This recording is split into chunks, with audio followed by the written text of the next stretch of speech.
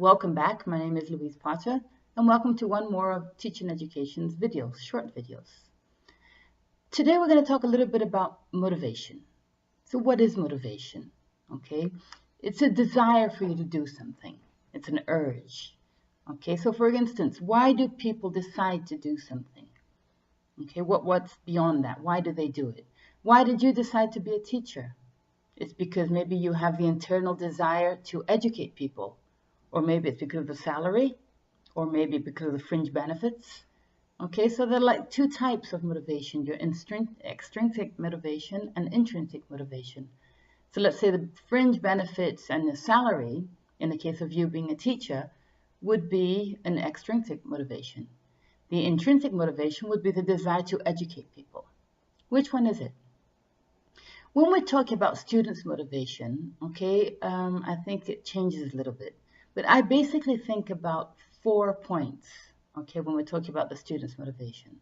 They are teacher influence, which I think is very important, relevance of the subject, obviously, okay, self-autonomy, and last but not least, the atmosphere of the classroom.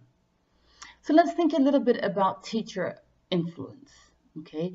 The way you teach, and I think the teacher influence is one of the most powerful tools, okay? Your respect for your students, and if the mutual respect that you have in a classroom, I think is what actually makes students be motivated to learn, okay? How you act in a classroom, how you are and how you relate to your students and the rapport that you have with your students.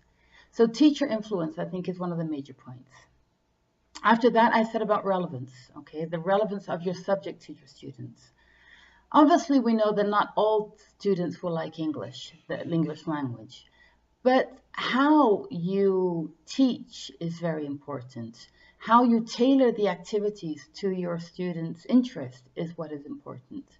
And you can do that even if they don't like the language. So get to know your students. What do they like? What are their interests outside of the classroom? And then you can really get them motivated inside your classroom, okay? So the first point I said was teacher influence. The second point was the relevance of the subject. And the third point is self-autonomy, okay? Students value what they are able to do, let's say when they have a free choice of things to do. So it's not that you're going to tell your students, okay, do what you want, choose the activities that you want. But you give them a choice of activities, and then they're more motivated to do that activity.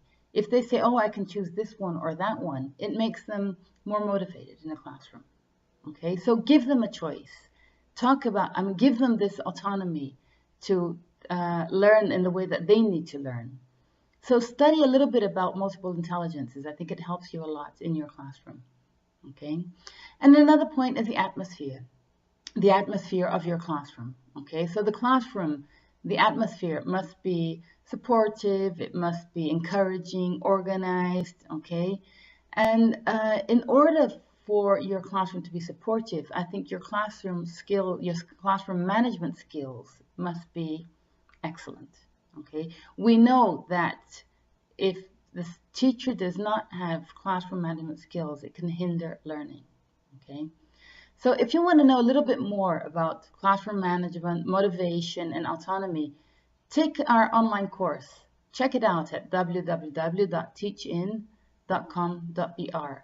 Okay, we talk exactly about motivation, autonomy, classroom management skills, because these are the main points for your classroom to be successful and for your students to be successful, because that's what we want. Our main interest is for our students to be successful in the subject. Okay? So see you in the next video. Thank you very much. Bye.